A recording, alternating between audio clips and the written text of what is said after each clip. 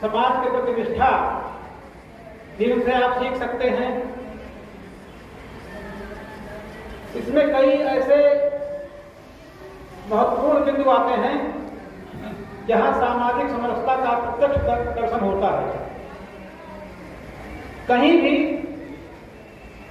मानस में यह नहीं दर्शाया गया है कि उस काल में कोई भेदभाव था, आपस में कोई किसी के प्रति ऊंच नीच का भाव था। सबको साथ लेकर चलने की और सबको आगे बढ़ने की प्रेरणा देने की बात मानस में प्रत्येक स्थान पर आती है। और आज हम ऐसे स्थान पर हैं जो उसी सामाजिक समरसता के शीर्ष बिंदु के रूप में पूरे विश्व में नहीं, इस धरातल पर अपनी पहचान बनाया है। श्रृंगवेरपुर क्यों प्रसिद्ध हुआ? जब भगवान राम यहाँ गंगा जी को पार करने के लिए न आते, निषाद राजगुह उनकी अगवानी में न पहुंचते और उनके आतिथ्य में जो भी था संपूर्ण राज्य समर्पण करने की बात भी उन्होंने अपने उसमें कही है। और राम ने भी अपनी मर्यादा का पालन किया। उन्हें जब वनवास की अनुमति प्रदान की गई तो वे राजसी सुख दुख में कैसे रह सकते थे? निषाद राजगुह के राजसी आतिथ्य को उन्होंने ठुकराया नहीं, बल्कि उन्होंने एक सीख दी हमें अपनी मर्यादा किस तरह से स्थापित करनी चाहिए।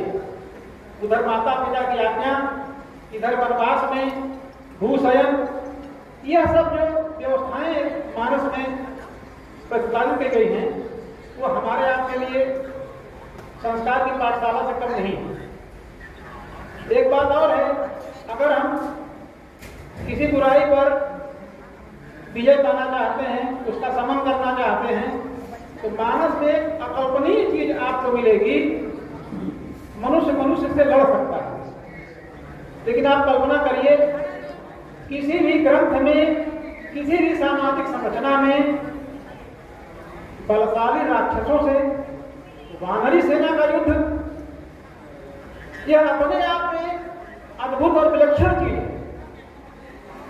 मनुष्य के लिए उन्होंने वरदान ले लिया कि हम मनुष्य से नहीं मरेंगे, जल थल में नहीं मरेंगे, लेकिन वानरों से उन्होंने इस तरह का कोई वरदान प्राप्त नहीं किया था।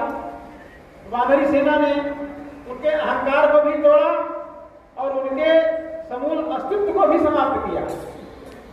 राम की यह जो मर्यादा थी, वास्तव में आज अगर समाज में हम एक अंश भी उसका स्वीकार कर लें तो हमारे यहाँ जो भ्रातृ प्रेम का अभाव हो गया है, माता पिता के अनादर का जो जगह जगह समाचार मिलता है, न मिले। लेकिन हम लोग रामायण को पढ़ते तो हैं, चाहे जिस भाव से पढ़ते हो, लेकिन उसको अंगीकार नहीं कर पाते। रामायण मेला के अध्यक्ष भारतीय राष्ट्रीय पत्रकार संघ के राष्ट्रीय संरक्षक डॉक्टर बालकृष्ण पांडे जी, इस कार्यक्रम का सफल संचालन कर रहे संचालक हो गए,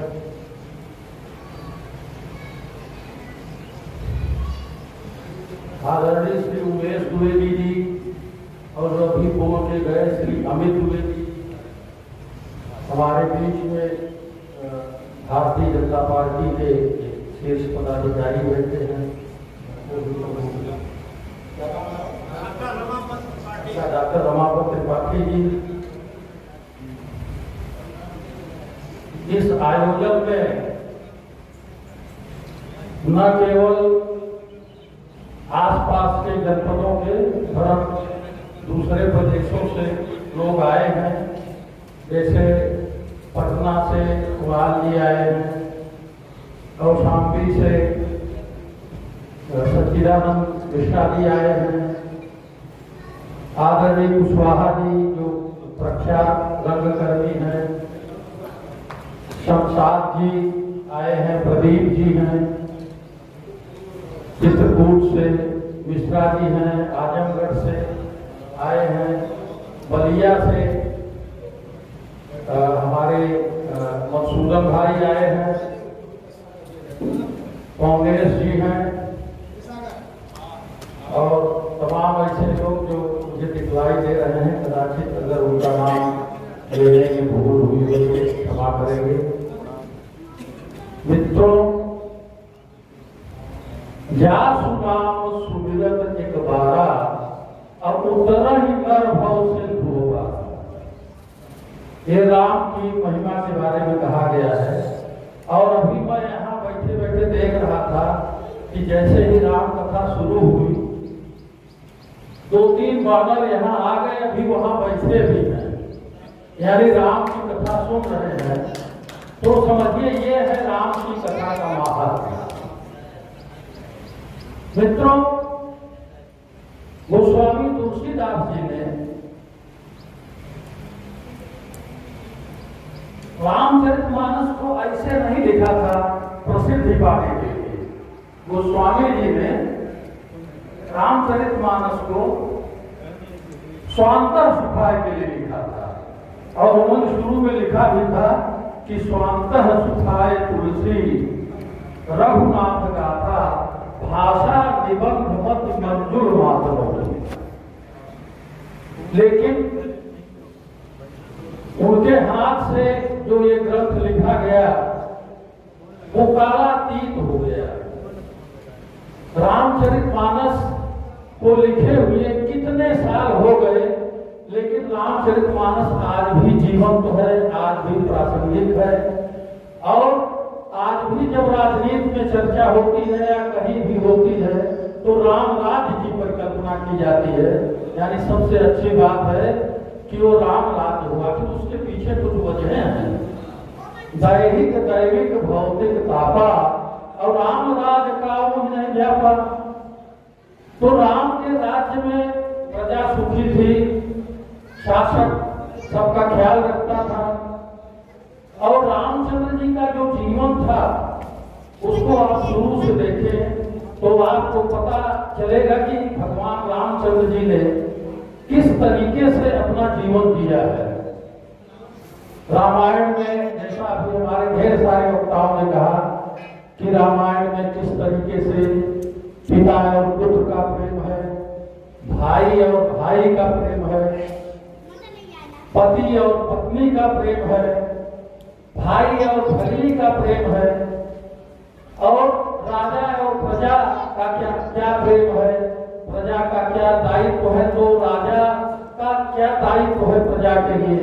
और जैसा कि भी कुशवाहा जी ने बताया कि रामचंद्र जी ने पशु पक्षियों को लेकर कितने संवेदनशील थे, कितने दयालु थे। आज पर्यावरण संरक्षण की बात होती है तो उस पर्यावरण संरक्षण के मूल में अगर आप जाएं तो देखें कि भगवान राम पशु पक्षियों से, जीव जंतुओं से कितना प्रेम करते थे। दोस्तों, कैकेयी की बुद्धि मारी गई थी और उसने राजा दशरथ से राम को 14 वर्ष वनवास दिए जाने का वरदान मांग लिया। लेकिन क्या कैकेयी का प्रेम नहीं था? और जब उसने भरत का एटीट्यूड देखा, उसने भरत के बारे में सोचा तो उसको बहुत ग्लानि हुई और उसने सोचा कि मैं ये क्या कर डाला। एक भरत जिसका पुत्र हो मां कैकेयी का, और वो कैकेयी किस तरीके से इतना बड़ा अनर्थ कर डाला।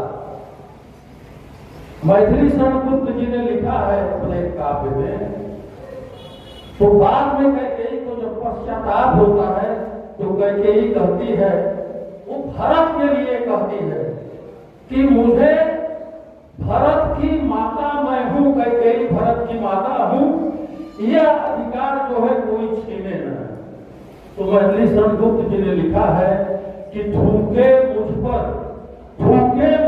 त्रैलोक्य भले ही थूके, जो कोई जो कह सके कहे क्यों चूके, और छीने न मातृपद किंतु भरत का मुझसे, छीने न मातृपद किंतु भरत का मुझसे, रे राम दुहाई और क्या करूं तुमसे।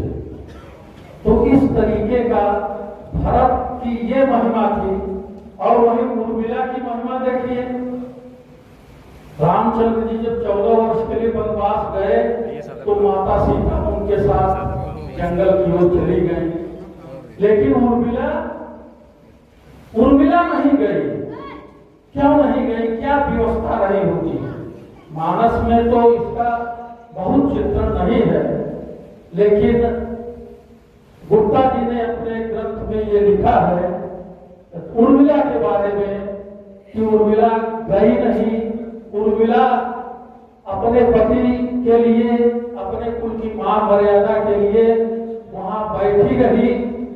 एक ऐसी नारी, इसके बारे में लिखा है कि अरुण पट पहने हुए आह्लाद में, अरुण पट पहने हुए आह्लाद में कौन यह ताला खड़ी प्रासाद में, स्वर्ग का यह सुमन धरती पर खिला, नाम उसका उचित ही है उर्मिला।